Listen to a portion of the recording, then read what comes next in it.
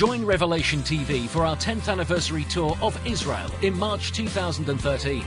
Follow in the footsteps of Jesus and see the land of miracles. We will be visiting the most famous biblical sites in Jerusalem, the Galilee and Nazareth. And for those who want more, we will be extending the holiday option to Eilat.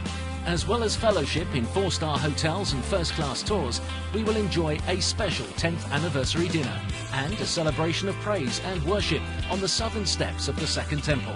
We will hold baptisms at the Jordan River and communion outside the empty garden tomb to remember the price paid for our sin. The Revelation TV tours of Israel are not just tourism. The walls that divide us have been broken down. We are celebrating the church without walls. Join us in Jerusalem in March.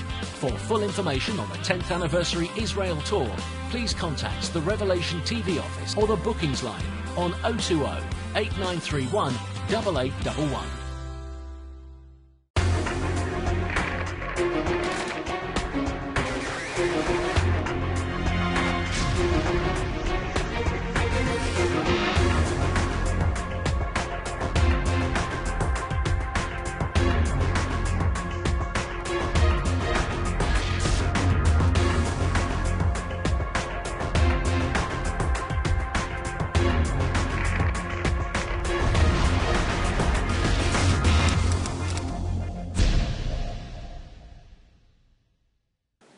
Hello and welcome to the Middle East Report. In this programme today we are discussing the importance and the significance of visiting Israel, and one of the best ways that Christians can stand with Israel and the Jewish people is to take a visit to Israel, to visit the Holy Land, to visit the holy sites, to visit the areas where Jesus walked, where the Bible becomes alive, and it's part of our Judean Christian heritage, and I believe it's part of every Christian's duty to visit Israel at least once. But one thing's very, very special about Israel is that once you visit Israel, the place stays on your heart, and it's always a place you want to go back to.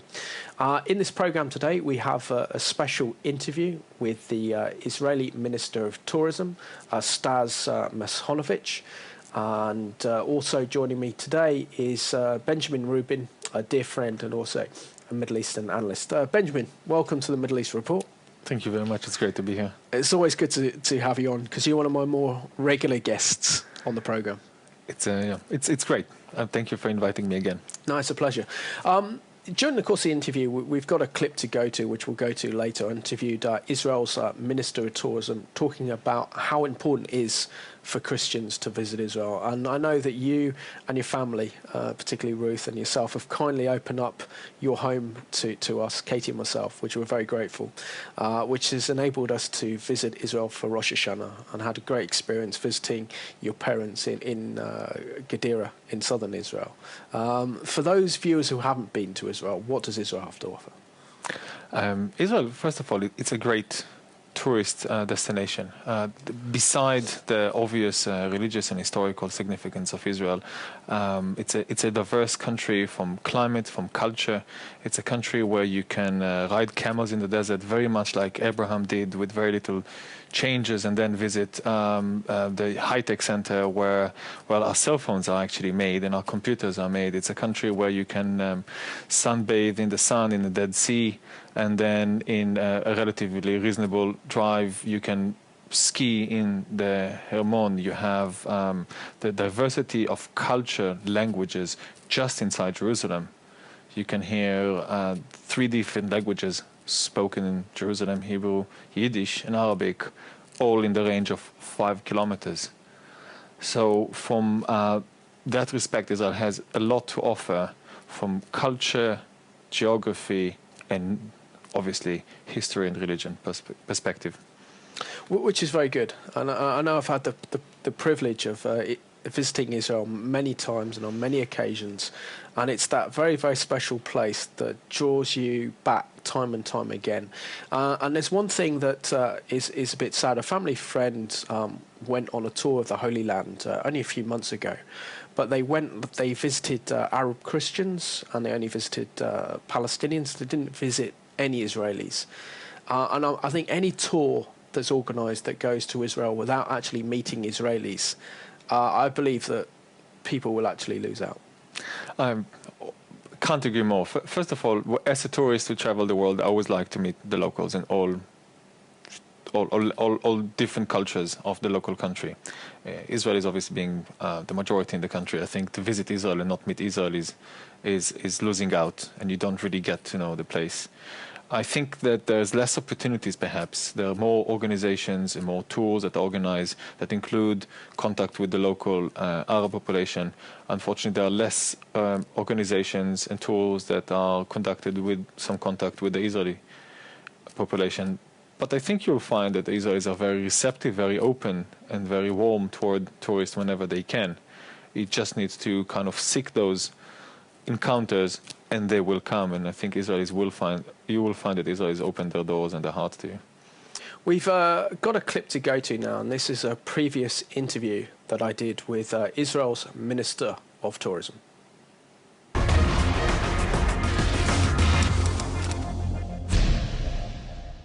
Hello and welcome to a special interview with Israel's Minister of Tourism, Stas Misezhnikov.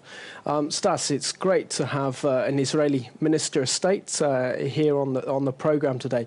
Can you tell our viewers a little bit about your background? Because I know you're originally from Russia, you made Aliyah in '82. Originally from USSR, you know. USSR. Former USSR.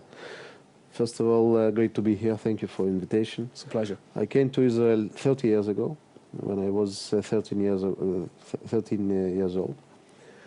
And we came, you know, the whole world was open in front of us, and my parents preferred Israel.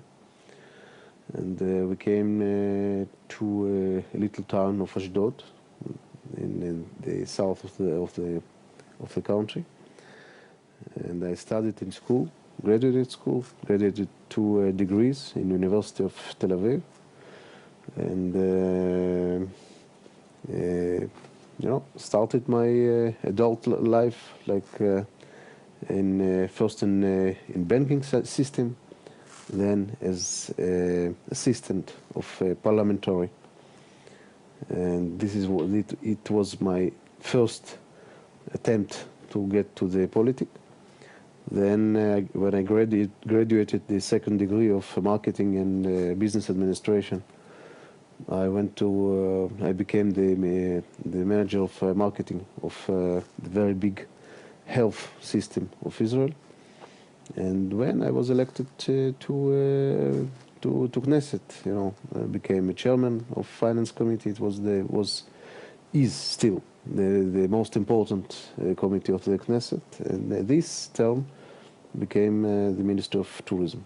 Excellent. And can you tell us a little bit more about the Russian Jewish community? Because surely under the Soviet Union there was a lot of persecution of Jewish people not being able to make Aliyah to Israel. Yeah, my parents were for 3 years refused to come to Israel.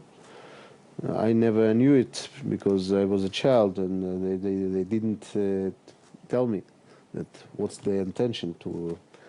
But we were kicked from USSR. This is the right term, kicked. And 3 months. They gave us 3 months to go out in the middle of Lebanon war in 82. And we came to Israel with nothing. You know, with empty hands and without books and clothes and so on. So we started life from the beginning. My parents had to change their professions, not to change their professions, but to start again. Because my father was a sanitarian doctor.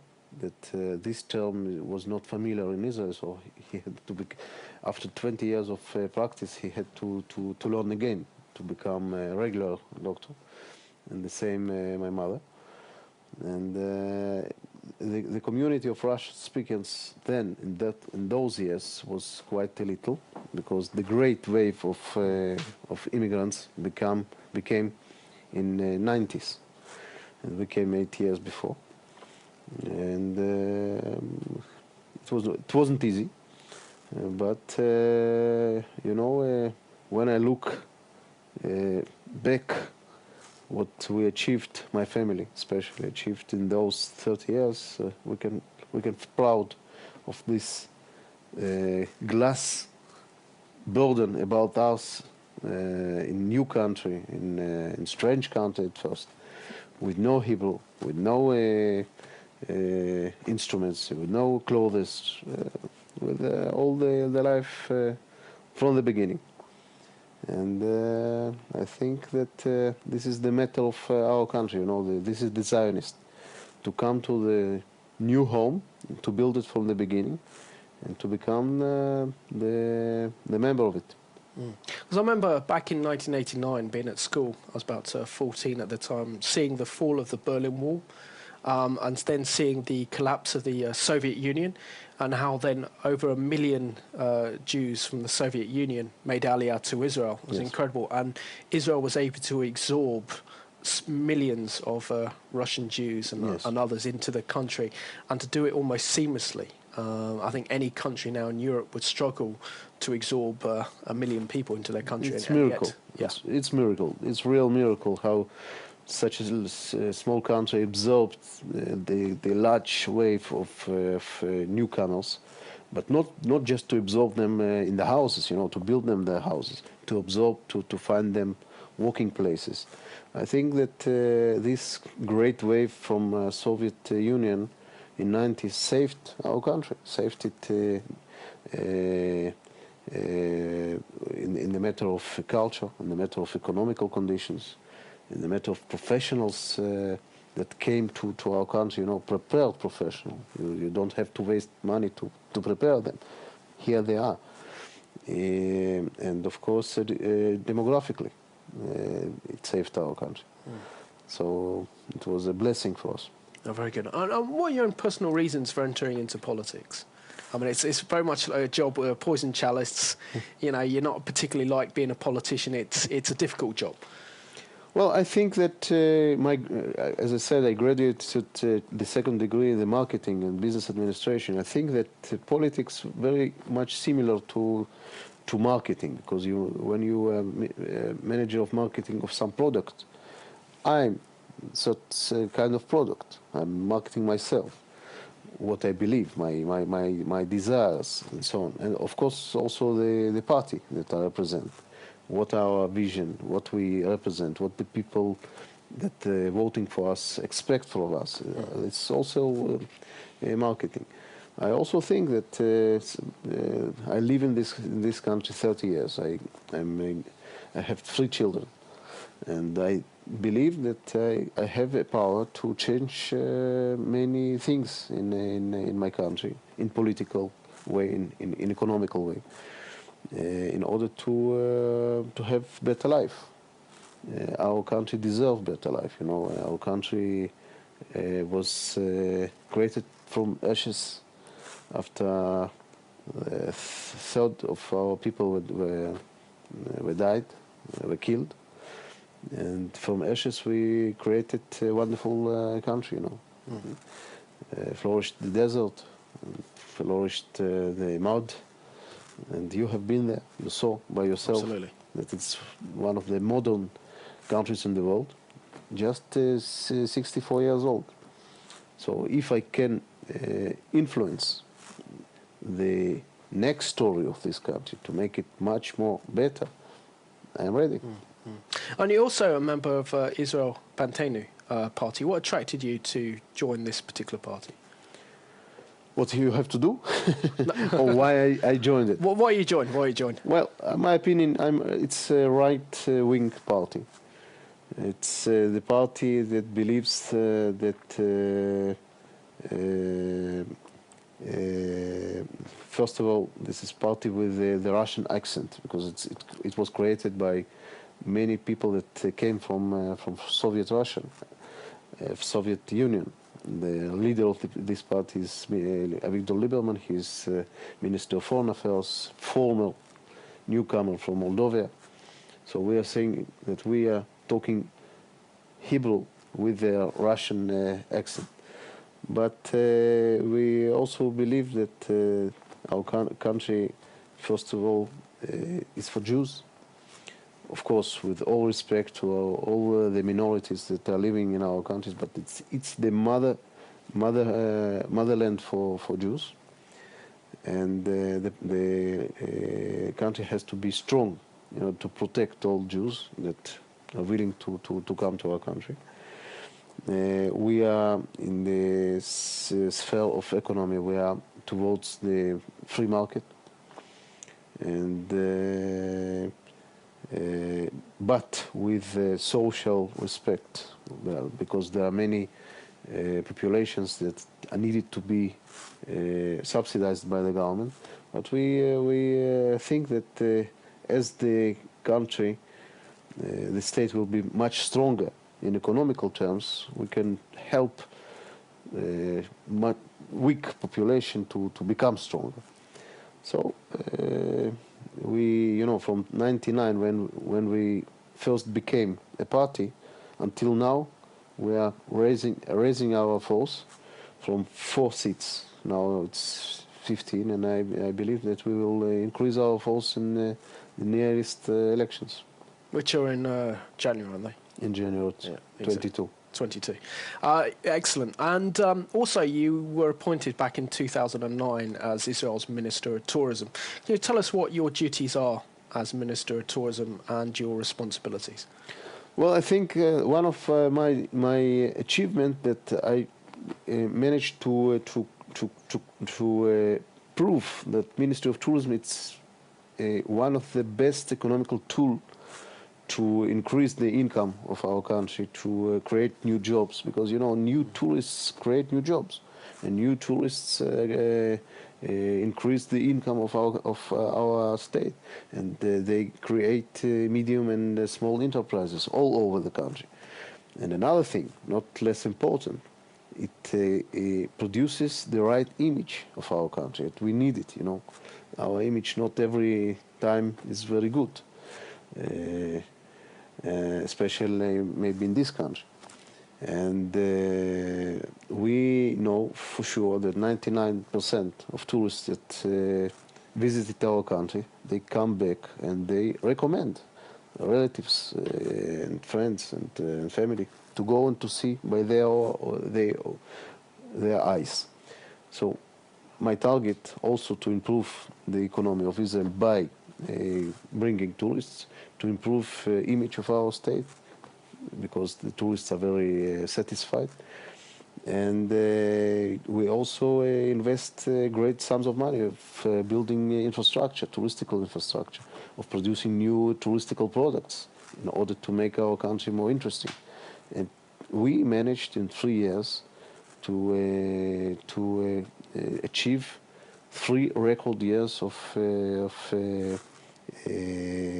incoming tourism, because of those facts that I told you. We have now 3.7. We will end this year 3.7 million tourists that will visit our country. This is enormous number. For you, it's small number, but for us, it's historical numbers. Yes. And we managed to produce new destination for many people that never thought of Israel as a preferable destination. I mean, you can't get a more stronger advocate than visiting Israel than myself. I mean, I was in there for Rosh Hashanah, and also went to Israel on my honeymoon with my wife last year. So we had a honeymoon in Israel, and it's a place that once you go once, you always have to come back to, because you always leave your heart there. And it's such a special place with so much diversity, historical places to visit. It's got this ancient modern theme running throughout the whole country, and the Jewish people themselves, the Israelis, are so hospitable, so welcoming, and once you make friends with Israelis, that's it, you got them for life. So it's somewhere that I actually love to go back and actually miss the place when I'm not there. Absolutely right. You're absolutely right. I think that we say that visit Israel, you will never be the same. I live in Israel 30 years. I travel in Jerusalem many times.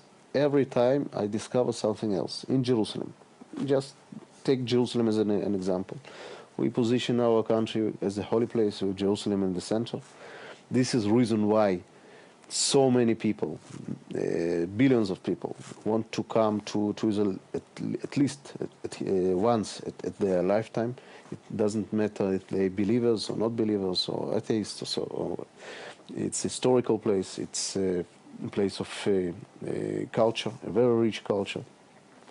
In such small country, 4 seas, 7 climate zones. You know, at the same time in February, you can catch the sun in our southern resort in Red Sea in Eilat, and after 7 hours by car, you can do skiing at the Mount Hermon. And you're absolutely right. You know, when you visit Israel, this holy place, something spiritual are coming upon you, and you follow footprints of prophets and Jesus Christ and many leaders and many kings, and you open the Bible and you use it like the guidebook, you know, like a guidebook. And I think this is the secret, and this is something that makes Israel so wonderful and so unpredictable, and one of the best destinations in the world.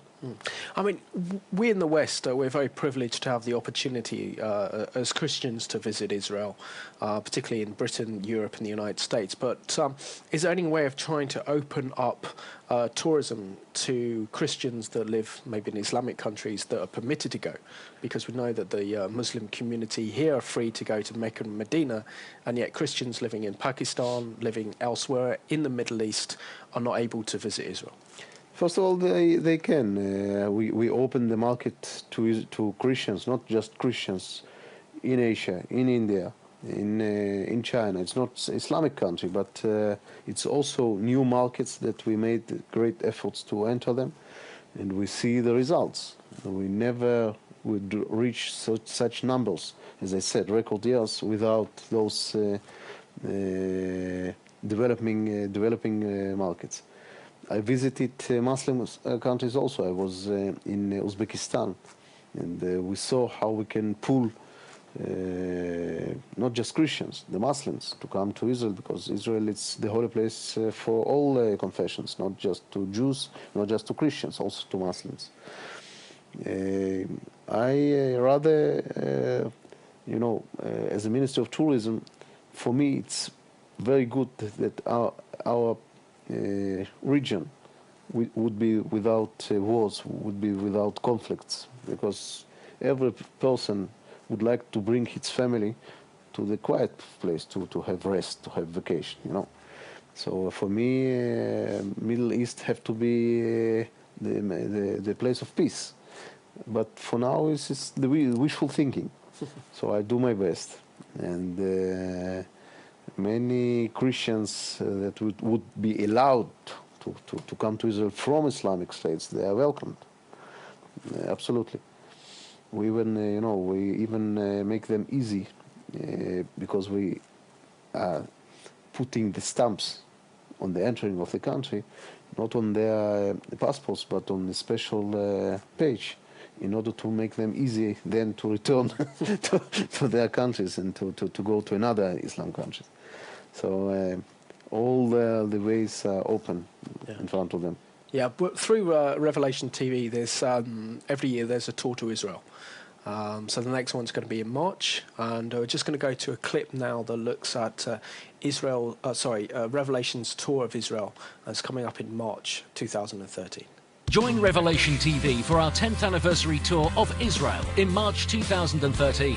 Follow in the footsteps of Jesus and see the land of miracles. We will be visiting the most famous biblical sites in Jerusalem, the Galilee and Nazareth. And for those who want more, we will be extending the holiday option to Eilat. As well as fellowship in 4-star hotels and first-class tours, we will enjoy a special 10th anniversary dinner and a celebration of praise and worship on the southern steps of the Second Temple. We will hold baptisms at the Jordan River and communion outside the empty garden too, to remember the price paid for our sin. The Revelation TV tours of Israel are not just tourism. The walls that divide us have been broken down. We are celebrating the church without walls. Join us in Jerusalem in March. For full information on the 10th anniversary Israel tour, please contact the Revelation TV office or the bookings line on 020 8931 8811. Good promotion. Well, yeah, we saw there, Stas, that clip there about the channel's visit to Israel, which is taking place You can next be March. a great promoter of Israel. I try to. I can learn from you. I try to. But for Christians who haven't been to Israel, why should they go? Well, I think that this is the holy place, that everything was started. I produced a special desk. I called it to the religious desk, that produced for all the Christians of the world something that they would like to know, to feel.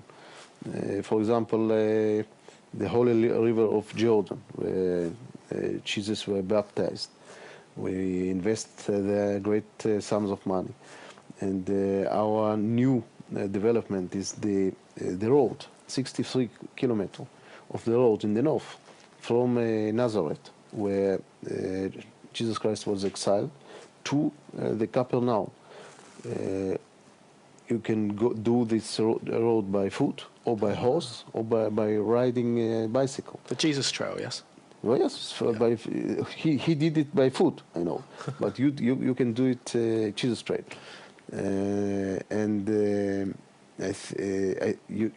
When I travel in the world and I'm speaking with the leaders of Christian community, this road for them, it's one of the great products that we can produce, and this is one of the little example that we are doing. I think that visiting the place where Jesus was born, where he was teaching, went and learned and so on, it's something that speaks for itself, and people would like to do this, to feel this spiritual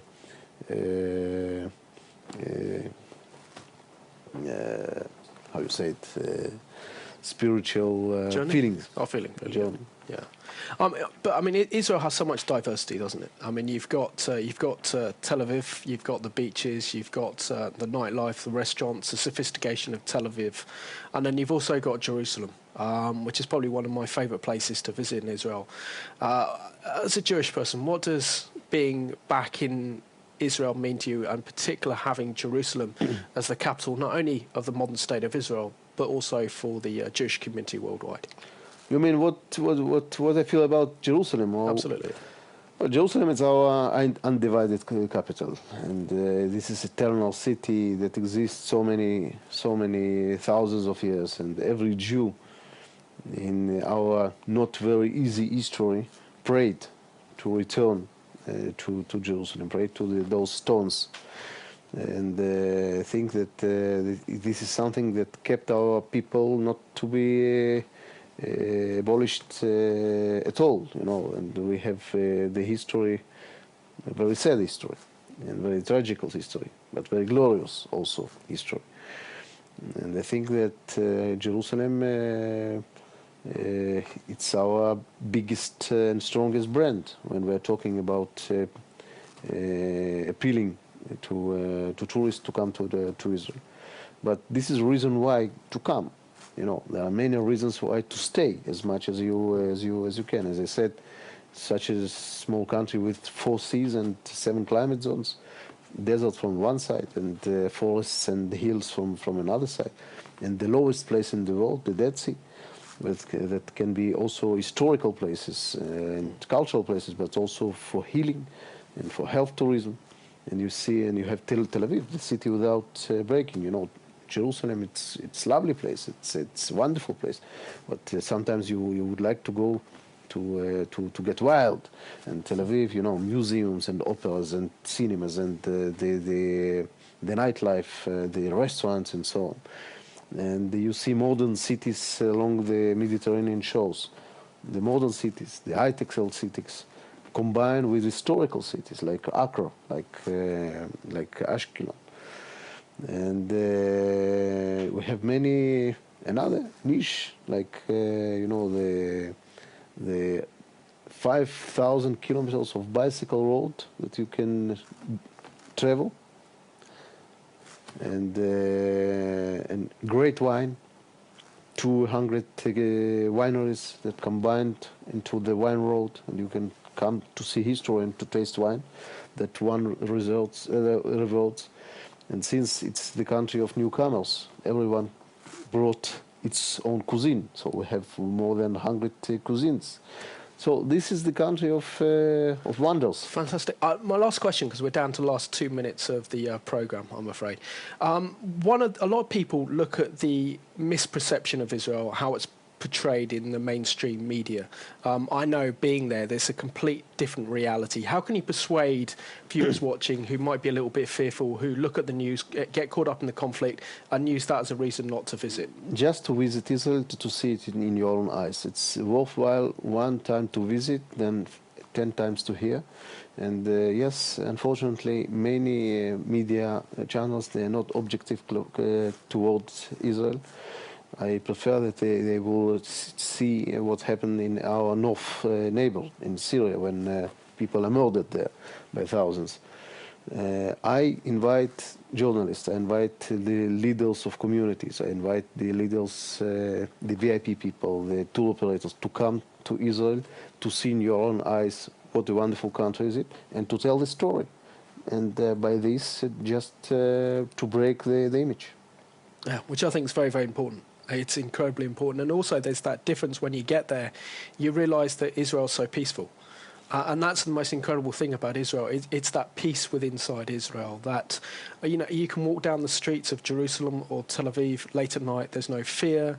It's a very relaxed place. Absolutely, it's an enjoyable right. place. You don't have that in England. Absolutely right. And, for the international terrorism, there is no borders.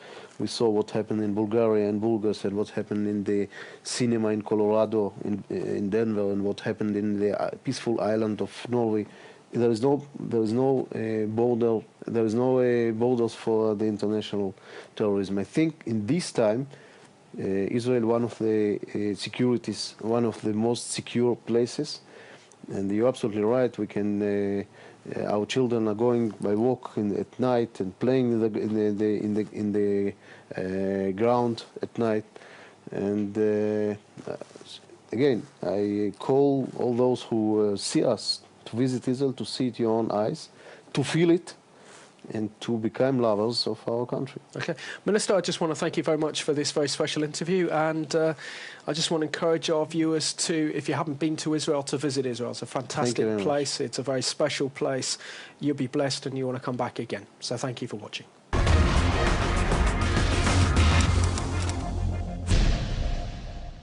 Welcome back to the Middle East Report. Benjamin, we just saw the interview there I did previously with Israel's Minister of Tourism. Is there anything that you got from that interview in which the Minister was communicating about the importance and significance of why Christians should visit Israel? I think the Minister articulated very well the fact that a visit to Israel would probably change your perception of the country.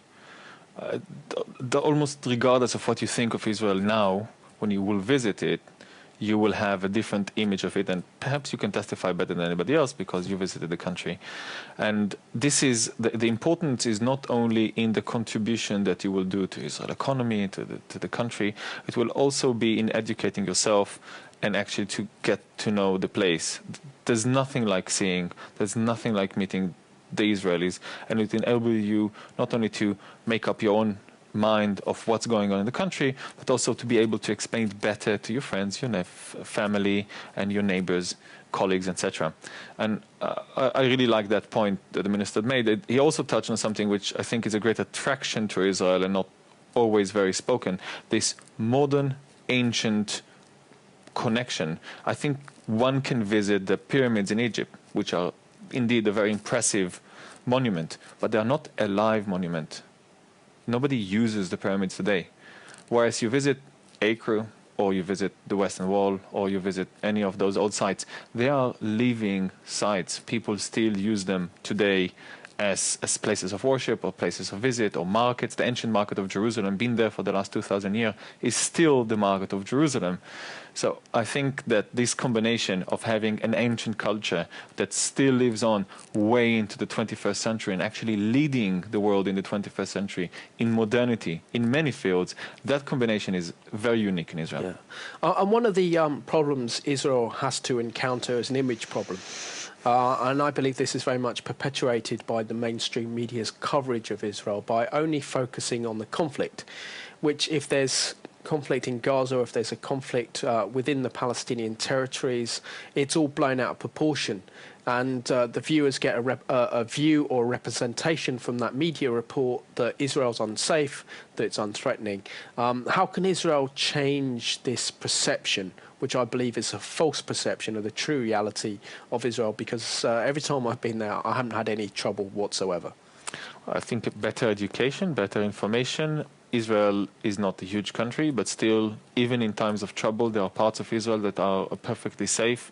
Eilat, unfortunately, suffers from troubles in the north, 700 kilometers from there, although there's no problem in the Eilat resorts. And I think Israel should definitely try and push forward to the fact that even in times of trouble, most of Israel is safe. And in short, you just shouldn't believe the media too much. I mean, even in this country, we know how much the media distorts things. That's what they do. That's their job, if you like. And just don't take it on face value. Go there once, check it out, make up your own mind.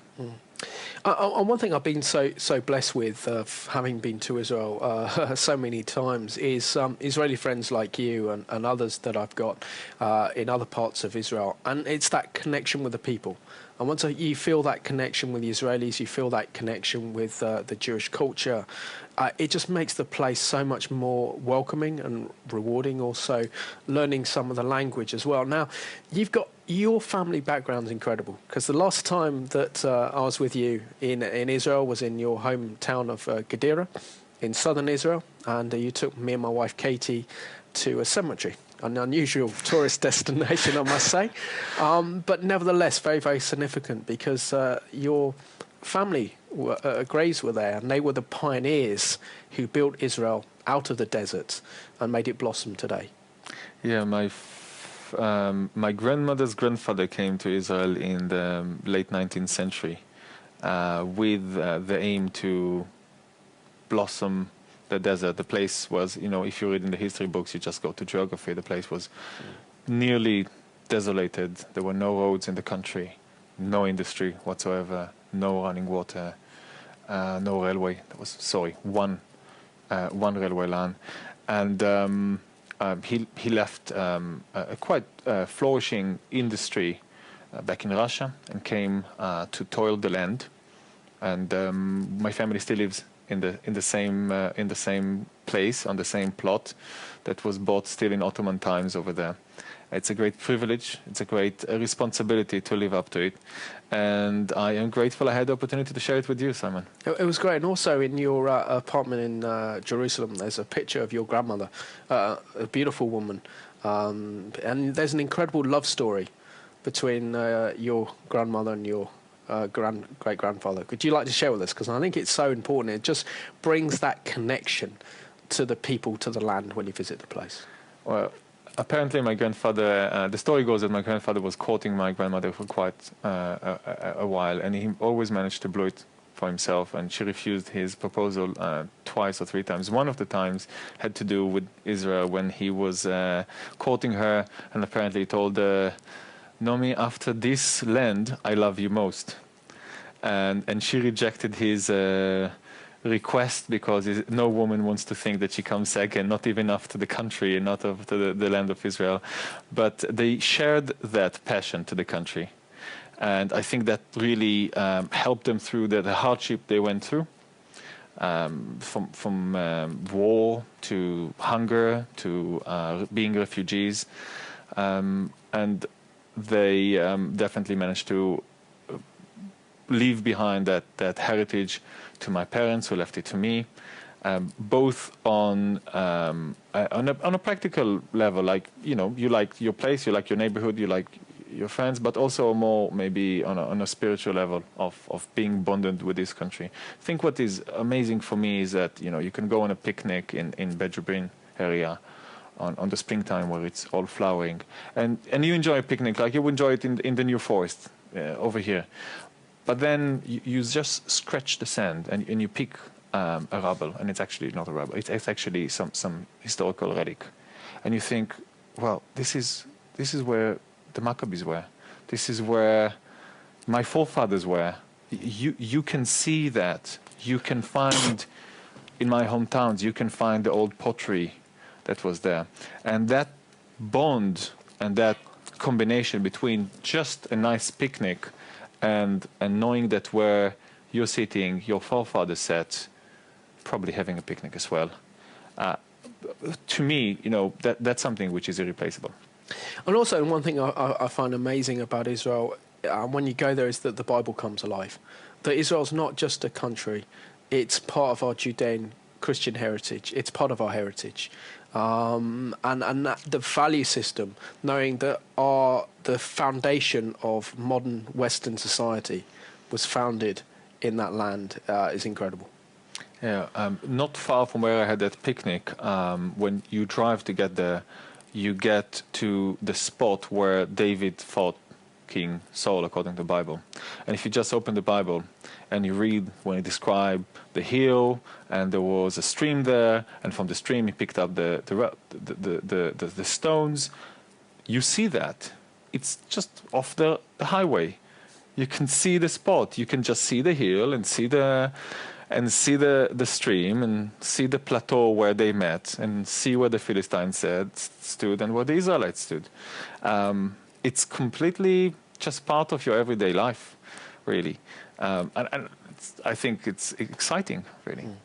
And I have to mention that a visit to Israel is not a visit without visiting the city of Jerusalem, because it's such a special city. What is it like to have a Shabbat meal on a Friday night in Jerusalem? I know it's like being there during the high holidays because everything's closed, but what's it like to have a Shabbat in Jerusalem? I traveled a lot. You know me a bit. I traveled through and through. And I'd like to take it for a second out of the context of coming with religious or spiritual heritage. Let's say that you're just a tourist, you care about just seeing another place. I think Jerusalem has something very unique to offer, because when Shabbat comes, at least in the Jewish parts, the whole city takes a different form. All of a sudden, the streets become quiet, and you start hearing the bird. All of a sudden, you start smelling the scent of cooking of all the families, and the streets filled with families walking on the street, dressed in white for the Shabbat prayer. An hour later, when you come back, you start hearing the singing from every house. And whether you practice or not, whether you're a spiritual person or not, I've been around and I've been many places, and you just don't see a whole city, a modern city, a vibrant city that transforms in such a manner. True, you have to prepare yourself for Shabbat because everything is closed. But I think that's something to see. That's a cultural experience, not to say a spiritual experience, that is interesting, and both interesting and touching. And I love it. Yeah, no, it's brilliant. And also, for some of our viewers who visit Israel independently, apart from maybe a tour guide or part of a group that goes, how can they actually connect with the Israelis living in the land? Well, it depends on your age and how outgoing you are. There's anything from organizations that come to bring people together in the world, nothing to do with Israel. One organization is called Couch Surfing, where you can sign up, and I know I was a member in Jerusalem, and people can approach you and say, I'd just like to have a tea with you, maybe show me around, and just want to bond and meet local people. So the Couch Surfing is a very good website to visit. But also, if you're a little bit more outgoing, go out. Go to a pub. You advocating Christians going to a pub? There we go. No, I'm joking. Go out to the beach. Go out to any public place. Israelis are very used to approach strangers in the street. And you most probably find that if you just approach a random person in, on the beach or in a restaurant or something and just strike a conversation, it's not unlikely that you'll be even invited for dinner later on. Israelis are very approachable. I think it's a little bit a scary notion for British people, that you just randomly start talking to the waiter that waits on you. But it's really okay, and it's not unfathomable that you will talk to the waiter who waits you in the restaurant, and next thing you know, you're actually going with him after his shift, either for a drink or to his place, or to somewhere, and he shows you around and you meet his family. It's very done in Israel, and I just encourage people to just start talking to people. Absolutely, and there's something very special about Israel and Israelis in terms of family. Having Israeli friends and getting invited to meet the rest of the family, and you get to meet the grandparents as well as the parents. It's something very, very special, and having a Shabbat meal with 3 generations is special. Trying to manage 3 conversations at the same time is also an experience. Israelis are strong on families. Family value are quite big in Israel, and for example, we are busy in our life. We have businesses. We have things to do. But the Shabbat meal is a very special thing, and your community will go into great lengths to make sure that nobody's left alone on Shabbat. And that's why if you get on a Friday there is a very high likelihood that somebody will invite you, because the notion that you will be eating alone on the eve of Shabbat, on Friday evening, is foreign to the community. It's one of the things I love, and it's one of the things I miss. Then we're down to the last 2 minutes of the programme, Benjamin. So if you can sum up, and some of our viewers who may be thinking about going to Israel but haven't taken that plunge yet, can you please tell them why they should go? It's close. The trips are relatively light. You will be surprised.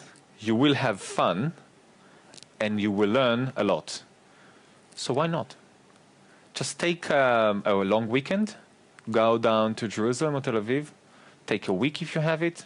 If you go off-season, flights can be very cheap. And you'll see a different culture, a unique country.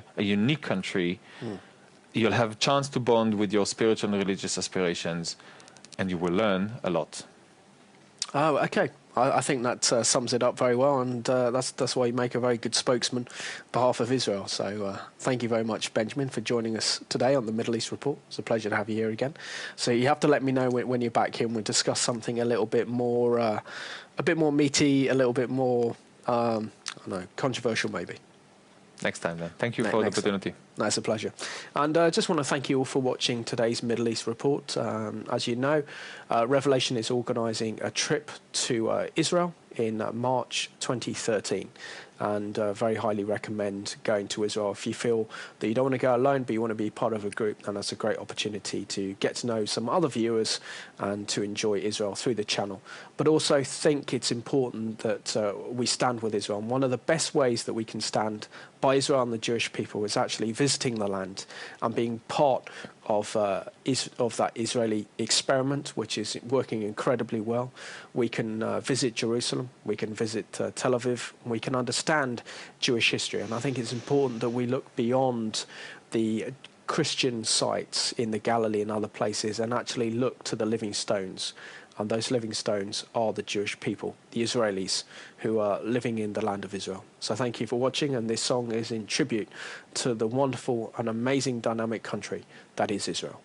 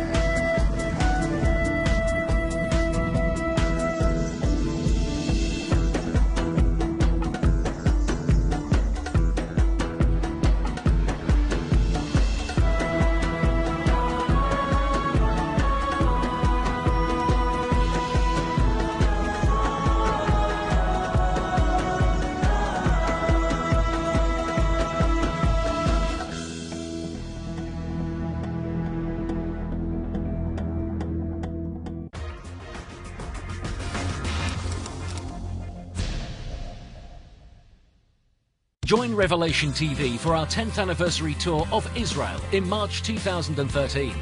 Follow in the footsteps of Jesus and see the land of miracles.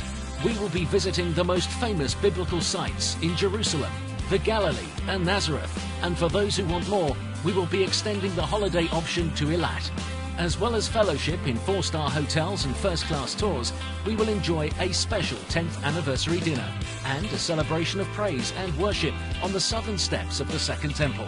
We will hold baptisms at the Jordan River and communion outside the empty garden too, to remember the price paid for our sin. The Revelation TV tours of Israel are not just tourism. The walls that divide us have been broken down. we are celebrating the Church Without Walls. Join us in Jerusalem in March. For full information on the 10th Anniversary Israel Tour, please contact the Revelation TV office or the bookings line on 020 8931 8811.